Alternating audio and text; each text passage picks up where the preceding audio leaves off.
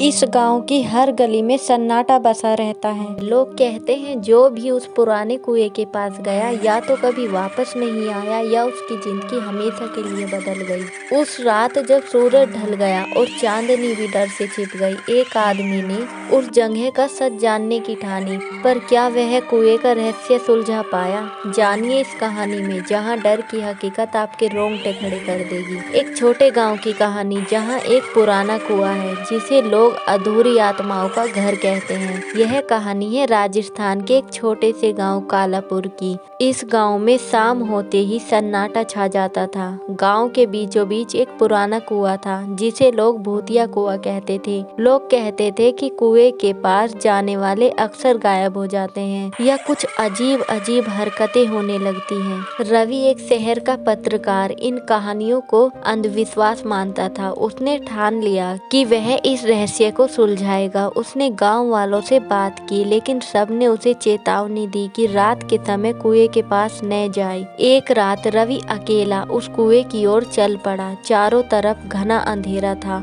और ठंडी हवा हर पत्ते को सरसराहट कर रही थी। जैसे ही वह कुएं के पास पहुंचा, उसे ऐसा लगा जैसे कोई उसके पीछे चल रहा हो।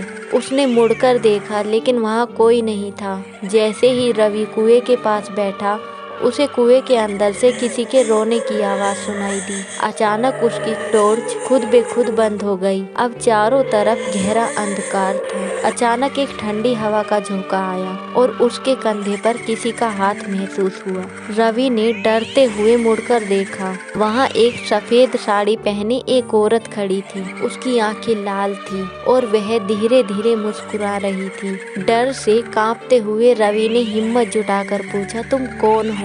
उस औरत ने जवाब दिया, मैं इस कुएं की आत्मा हूँ। मुझे इस गांव के कुछ लोगों ने इस कुएं में धकेल दिया था। अब मैं हर रात किसी को ढूंढती हूँ जो मेरी मौत का बदला ले सके। अचानक रवि का शरीर ठंडा पड़ने लगा। वह कुछ बोलना चाहता था, लेकिन उसकी आवाज बंद हो गई। सुबह होते ही गांव वालों ने रवि को कुएं के पास बेहोश पाया। उसकी आंखें खुली थी, लेकिन वह बोल नहीं पा रहा था। आज भी वह अस्पताल में है और जो कुछ भी उसने उस रात देखा उसे वह दोबारा कभी बयान नहीं कर पाया। कहानी चाहे सच हो या झूठ, लेकिन कुछ रहस्य कभी कभी अनसुलझे ही अच्छे रहते हैं। अगली बार अगर आप किसी भूतिया जगह पर जाने की सोचे तो 2 बार सोचे। क्या पता वहाँ कोई आपकी राह देख रहा हो।